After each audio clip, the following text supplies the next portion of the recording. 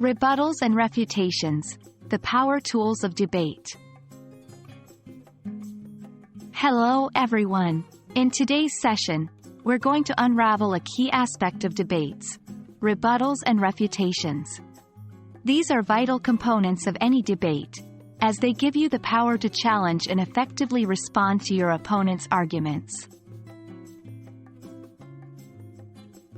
First things first, let's clarify what we mean by rebuttals and refutations. A rebuttal is a counter-argument or response to your opponent's argument.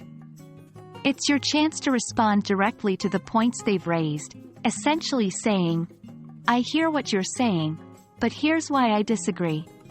On the other hand, refutation involves directly attacking or critiquing an opponent's argument, highlighting its flaws and weaknesses. The aim here is to undermine the credibility or validity of the point being made. In essence, a rebuttal responds to an argument, while a refutation seeks to tear it down.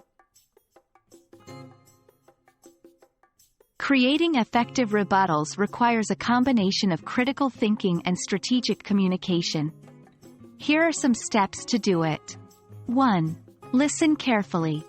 Fully understand your opponent's argument before you start crafting your rebuttal. 2. Analyze their points. Look for any weak points, logical fallacies, or unsupported claims in your opponent's argument. 3. Construct your counter-argument. State why you disagree, providing evidence or reasoning to support your point. Remember, a good rebuttal is not just about disagreement. It's about presenting a convincing counter-argument. Refutations are slightly more aggressive than rebuttals but can be extremely effective when used appropriately.